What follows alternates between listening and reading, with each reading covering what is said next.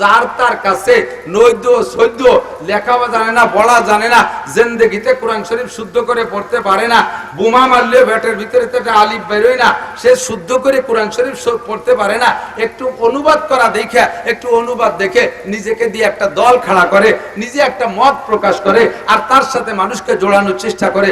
বুঝে নেবা উলামায়ে কেরামের দল বাদ দিয়ে ইসলামের নাম নিয়ে যে জামানায় যেই দলটা মাথা উঁচু করে দাঁড়ায়, ওই দলটাই ভ্রান্ত দল, ওই দলটাই ধোঁকাবাজ দল। কথা বলেন ঠিক কি ঠিক না?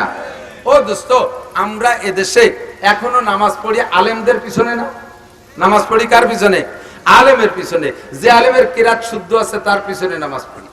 মাসালা মাসাইল জানতে গেলে আমি সাধারণ পাবলিকের কাছে যাই না, সাধারণ পাবলিকের কাছে যাই না, যাই আমি আলেমদের কাছে। দুঃখ লাগে, বড় পরিতাপের বিষয় হলো বর্তমানে যে সমস্ত ফিতনাগুলো আসতেছে, তার মধ্যে এক নম্বর ফিতনা বহুদিন ধরে চলে আসতেছে, এক নম্বর ফিতনা আহলে হাদিস ফিতনা। আহলে হাদিস নামে একটা দল বের হয়েছে, এরা সহিহ সহিহ হাদিস, তাদের মতের খিলাফ হওয়ার কারণে সহিহ সহিহ হাদিসগুলোকে তারা জাল জয়ীব বলে ধাপ্পা লাগাইয়া মিথ্যা অপবাদ দিয়ে উম্মতকে সুন্নতের থেকে দূরে সরাই দিচ্ছে। আহলে হাদিস ফিতনা, এদের মোকাবেলা করে সারতে পারতেছি না। ইতিমধ্যে আরেকটা ফিতনা নতুন এসে দাঁড়াইছে, তার নাম হিজবুত তাওহীদ। কথা বলেন, হিজবুত তাওহীদ। এর বর্তমান লিডার বাংলাদেশের নাম তার সেলিম পাঙ্কু। কি নাম? খালি সেলিম না, ওকে হযরত মাওলানা, ওকে বীরে কামেল, ওকে আল্লামা, ওকে মুহাদ্দিস, ওকে শাইখুল হাদিস। ও যেহেতু এইগুলো এই সমস্ত পদের অধিকারী না, এ যোগ্যতা তার নাই, ওদিকে ইসলামের দাওয়াত দিচ্ছে, মানুষকে ধোঁকা দিচ্ছে, ওদিকে বয়সও তার সাইজ মতো না, কাজেই তার নামে একটা উপাধি দিয়া, যার নাম সেলিম পাঙ্কু। এই সেলিম পাঙ্কু নতুন শরিয়াত নিয়ে আমাদের সামনে পেশ করতেছে। একসাথে নারী আর পুরুষ দাঁড়াইয়া, নারী পুরুষ একই সাথে, একটা পুরুষ একটা মহিলা, একটা পুরুষ একটা মহিলা, এভাবে মিলে মিলে দাঁড়াইয়া এক কাতারে দাঁড়াই নামাজ পড়বে। আপনারা এ ব্যাপারে কি একমত? আপনারাই ফতোয়া দেন, এটা কি জায়েজ হতে পারে? জায়েজ কথা বলেন। নামাজের ভিতরে একজন অপরিচিত মহিলা পাশে দাঁড়াইলে, আরে নিজের স্ত্রীও যদি আপনার সাথে জামাতে নামাজ পড়তে চায়, তাহলে আপনার কাতারে দাঁড়াইতে পারবে না। আপনার মা, মেয়ে, স্ত্রী, বোন, এরাও যদি আপনার সাথে কোনো নামাজে জামাতে পড়তে চায়, অনুমতি আছে জামাতে নামাজ পড়ার, তবে সে সময় এই নারীদের কাতারটা হবে পিছনে, আপনার চোখের আড়ালে, চোখের নজরের বাহিরে হবে, চোখের আড়ালে তারা দাঁড়াবে, পিছনে দাঁড়াবে। আর সেখানে একজন পুরুষ একজন মহিলা একসাথে মিলে জুড়ে নামাজ পড়তেছে। আর নামাজের গতি কি? ইমাম সাহেব রুকুতে, মুসল্লি সিজদায়। ইমাম সাহেব সিজদায়, মুসল্লি দাঁড়ানো আছে, একটা রুকুতি, একটা দাঁড়ানো, একটা খাড়ানো, একটা শোয়া, একটা বসা, এই একটা হযবরত সৃষ্টি করে দিয়েছে। এরও দলে মুসলমান যাইতেছে, যাচ্ছে কি যাচ্ছে না? হাজার হাজার মুসলমান এই হিজবুত তাওহীদের পক্ষে। আমি শেষমেশ বলবো একটা কথা, এদিক তাকান, এদিক তাকান। জিন্দেগি বইরে নামাজ পড়ছে আহলে হাদিস ভাই, বর্তমানে নিউ আহলে হাদিস। আগে নামাজ পড়ছে আমাদের তরিকায়, চট করে দেখি যে বুকির পর ছানা বাঁধে মসজিদে দাঁড়ায় আমিন, মানে বুঝতে চাই যে আমি নামাজ পড়ি, এখন নামাজ শুরু করছি, তোমরা মনে রেখো, তোমরা আমার চিনে রেখো, আমি নামাজ শুরু করছি। আমিনটা জোরে শুনুই দিয়ে সবার কাছে পরিচিতি লাভ করছে। এই লোকটারে জিজ্ঞেস করবেন, তুমি নামাজ ছাড়লে কেন? তুমি এই হানাফি মাযহাবের নামাজ পড়তে এটা ছেড়ে দিয়ে নতুন নামাজ ধরলে কেন? তখন সে বলবে যে হানাফি মাযহাবের হুজুরদের এই দলিলে নামাজ হয় না, উন্ডা ভুল পড়ে। হাদিসে বুকের পর ছানা বান্ধার কথা আছে, উন্ডা নাভির নিচে বান্ধে। হাদিসের অভেদান আছে, উন্ডা করে না। হাদিসে আমিন জোরে আছে, উন্ডা বলে না। হাদিসে ইমামের পিছনে সূরা ফাতিহা আছে, উন্ডা পড়ে না। কাজেই আমার ওই নামাজ পছন্দ হয় না, হাদিসে যে নামাজ আছে আমি সেই নামাজ পড়ি। তাহলে এদিক তাকান, আমার প্রশ্নের জবাব দেন। যদি এই লোকটা আগের নামাজ ছেড়ে দেয়, তাহলে প্রমাণ কি সে আগে যে নামাজ পড়ছে ওই নামাজ হয় না, ওই নামাজ ভুল, নাকি বলেন? ওই নামাজ ভুল বলেই সে ছেড়ে দিছে, তাই তো? এবার সেই ভুল নামাজ পড়ায় কে? মসজিদের ইমাম সাহেব, হানাফি মাযহাবের ইমাম সাহেব, সেই নামাজই পড়ায়, ঠিক না? এবার সেই লোক যাইয়ে সেই ইমামের পিছনে নামাজ পড়ে, তার কায়দায় বুকির পর ছানা বাঁধে, তার কায়দায় আমিন বলে, কিন্তু ইক্তেদা করছে কার পিছনে? হানাফি ইমামের পিছনে। কোন ইমাম? যে ইমামের নামাজ হয় না বলে, ভুল বলে, সেই ওই ইমামের নামাজের পদ্ধতি বাদ দিয়ে নিজে আলাদা পদ্ধতিতে পড়তেছে। তাহলে ইমামের নামাজ যদি না হয়, সেই না হওয়া নামাজের পিছনে উনি ইক্তেদা করলে উনার নামাজ কি হবে? যারা আহলে হাদিস আছে তাদেরকে আপনি এই কথাটা বলে অ্যাটাক করবেন যে ইমামের পিছনে নামাজ পড়তেছো ওই ইমামের নামাজের মতো তুমিও আগে পড়তে, ইদানিং সেই নামাজের সেই পদ্ধতির নামাজ ছেড়ে দিয়ে তুমি আলাদা পদ্ধতি ধরছো। এই কথার পরই তো যে ইমামের নামাজ হয় না, ইমামের নামাজ ভুল। তাহলে ইমামের ভুল নামাজের পিছনে তুমি ইক্তেদা করলে ইমামের নামাজ না হলে কি মুসল্লি নামাজ হবে? যখনই আটকে যাবে তখন বলবে যার যার চিন্তা সেই সেই করে আমি সহিহ হাদিসের পর আমল করতেছি। কথা বলেন ঠিক কিনা? আর সে আকীদার পরে সহি তরিকা মনে করে সে জমে আছে। ও দোস্ত, এইভাবে যত ফেরকায় বাতিল আছে, আমি আরো বলি দুই একটা। এই যে বর্তমানে আছে আহলে কোরআন, আহলে কোরআন যেই লোকটা আপনাদের কাছে নিয়ে আসছে, আহলে কোরআনের এই ফেরকাটা নিয়ে আসছে, আপনি তার কাছে কি জিজ্ঞেস করবেন? আপনার নিজেরই তো এলেম নাই, আপনি কতটুক জিজ্ঞেস করতে পারবেন? তার একজনকে নিয়ে আসেন, আমি তারে বলি তুমি কোরআন থেকে সমাধান দাও, কোরআন বুঝেই সমাধান দাও, তোমার যোগ্যতা বলেই তুমি সমাধান দাও। কোরআন শরীফে আছে, আয়াত শোনেন, হামলুহু ওয়া ফিসালুহু 30 শাহরা। কখনো বলছি কিনা বলতেও পারি, বয়ানের মধ্যে শুনবেন। হামলুহু ওয়া ফিসালুহু 30 শাহরা, একটু বুঝতে হবে, খেয়াল করতে হবে। কোরআন শরীফের আয়াত। আপনি এই আহলে কোরআনের যেই লোকটা কোরআন ভক্ত, হাদিস শুনবে না, উলামায়ে কেরামের বয়ান শুনবে না, ইমাম আবু হানিফা, শাফি, আহমদ, মালিকের কথা শুনবে না, নিজেই কোরআন থেকে শরীয়তকে বের করে সে আমল করবে, ওই লোকটার কাছে আপনি এই আয়াতের তরজমাটা এবং এর থেকে কি মাসালা বের হয়েছে একটু জিজ্ঞেস করেন।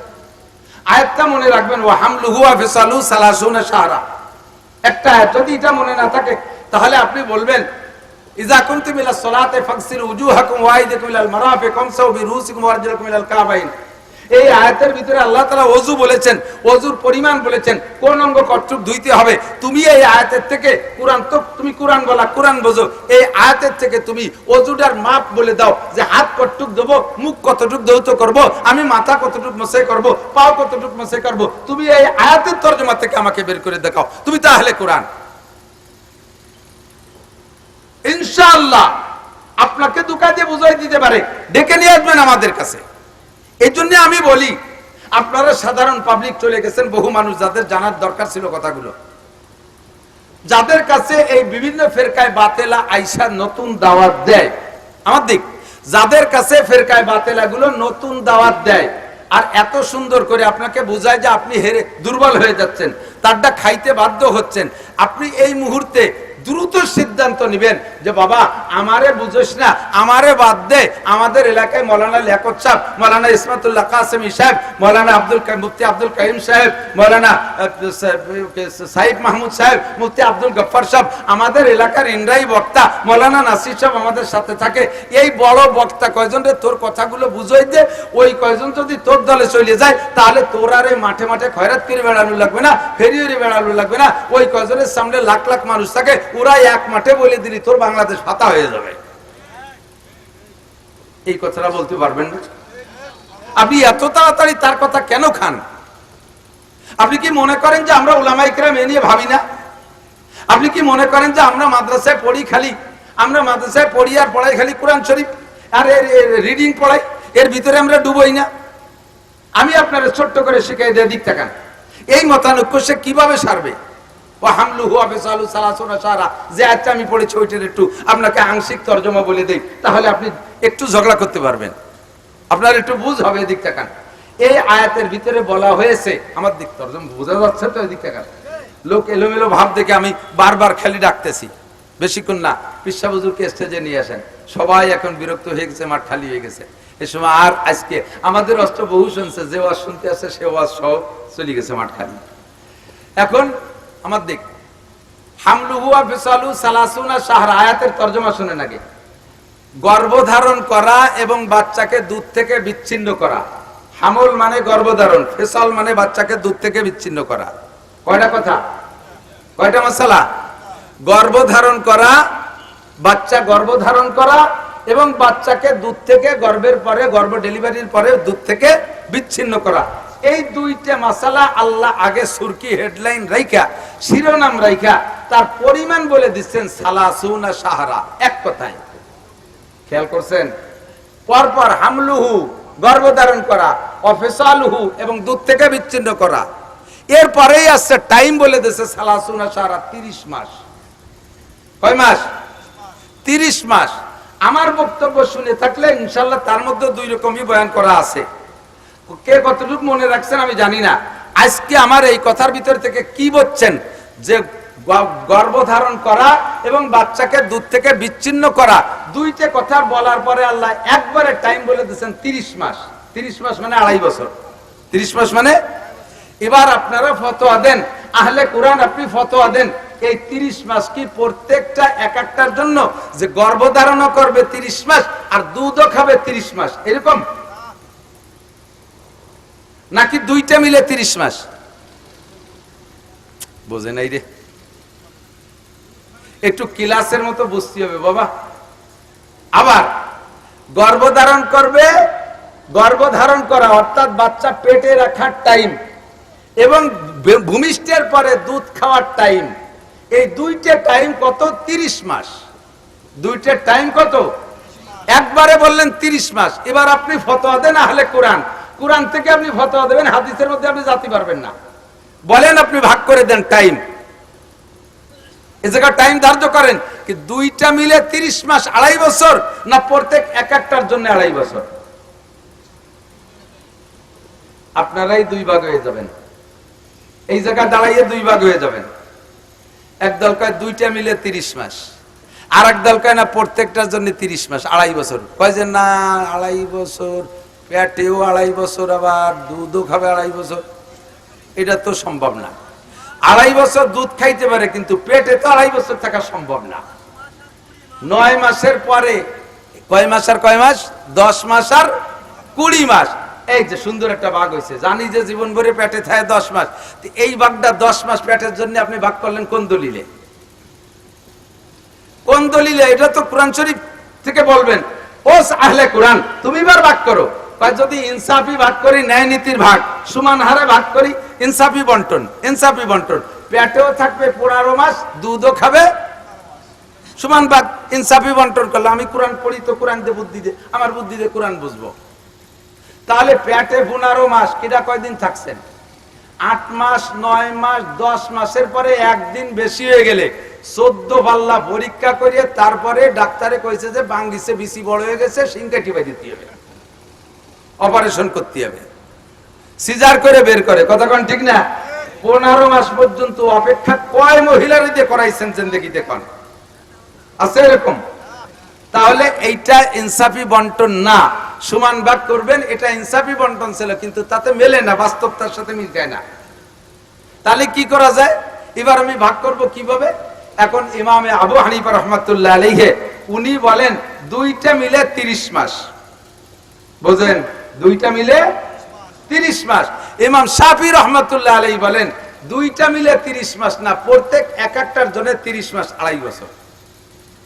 আগে ইমাম শাফি রহমতুল্লাহ আলাইহি উনার কথার ব্যাখ্যা দিয়েছি। উনি 2.5 বছর কেন বললেন?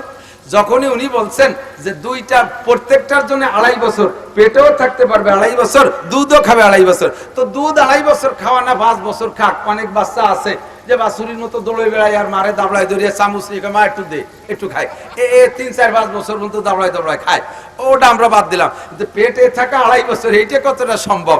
বলার পরে ইমাম শাফি রহমতুল্লাহ আলাইহি বলে বাবা, আরে তোরা তো অত অসম্ভব মনে করিস কেন? আমি নিজেই মায়ের পেটে ছিলাম 2.5 বছর।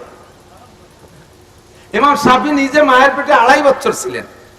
তাই আর দলিল জানতে কোথায় যাও? আমি নিজেই দলিল, 2.5 বছর পেটে থাকা সম্ভব, আমি ছিলাম। একটা রেফারেন্স উনি খুঁজে আনলেন যে 2.5 বছর করে বাচ্চা পেটে ছিল। কাজে আল্লাহ তাআলা এখানে 2.5 বছরের টাইম বলছেন। কয় যে এই তরজমা আপনি কেন বললেন? কয় যে মুমিনের ইজ্জতের দিকে লক্ষ্য করে আমি এই তাফসীর করছি। এক তো বাস্তব আছে, 2 নম্বরে মুমিনের ইজ্জতের দিকে। কি ইজ্জতের দিক থেকে? কয় ইজ্জত হলো একটা লোক বিয়ে করছে, আজকে বিয়ে করে স্ত্রীকে নিয়ে ওয়ান নাইট, এক রাত বাসর করছে, এক রাত স্ত্রীকে নিয়ে স্বাভাবিক জীবন যাপন করে গেছে, বৈবাহিক জীবন। এই লোকটা কাল সকালে ফ্লাইট করে চলে গেছে বিদেশ।